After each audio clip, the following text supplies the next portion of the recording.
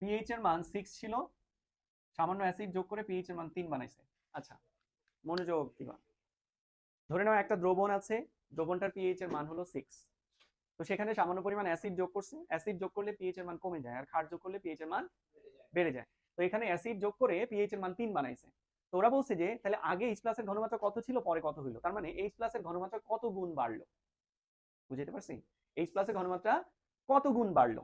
তো এটা যদি আমরা বের করতে চাই, দেখো একটু খেয়াল করো, এইচ প্লাস এর সূত্র কি মনে আছে তোমাদের? একটু আগে করলাম। এইচ প্লাস সমান কি? এনটি লগ মাইনাস পিএইচ, এটা না সূত্র? এইচ প্লাস এর ঘনমাত্রা আমরা এটা দিয়ে বের করলাম। তো আমরা দুইটার জন্যই, এইটার জন্য এইচ প্লাস এর ঘনমাত্রা বের করব, এই দ্রবণেরও এইচ প্লাস এর ঘনমাত্রা বের করব। ধরো এটার নাম এইচ প্লাস প্রাইম ধরলাম, এইটারও এইচ প্লাস এর ঘনমাত্রা এনটি লগ মাইনাস পিএইচ।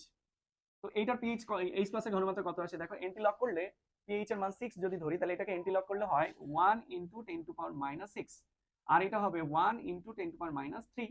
এখন এই দুইটা মানকে যদি আমরা অনুপাত করে দেই, তাহলে কিন্তু বের হয়ে যায় কোনটা কার কত গুণ, 1000 আসে। তাহলে এইচ প্লাস প্রাইম যেটা, অর্থাৎ পরের যে এইচ প্লাস, তার ঘনমাত্রা আগেরটার ঘনমাত্রার 1000 গুণ। যখন তুমি এমসিকিউ তে সলভ করবা, তখন কিভাবে এটা সলভ করবা দেখো, আমরা পিএইচ এর মান কত ছিল, 6 ছিল, কত হয়েছে, 3 হয়েছে, কয়টা ডিজিট বাড়ছে, 3 ডিজিট বাড়ছে, তার মানে 1000। যদি এখানে এরকম হইতো যে পিএইচ এর মান 6, তো পিএইচ এর মান 4 করছে, তাহলে এইচ প্লাস এর ঘনমাত্রা কত গুণ বাড়লো, তখন আমি বলবো এখানে কয়টা ডিজিট বাড়ছে, কমছে, 2 ডিজিট, তাহলে এইচ প্লাস এর ঘনমাত্রা 100 গুণ বাড়ছে।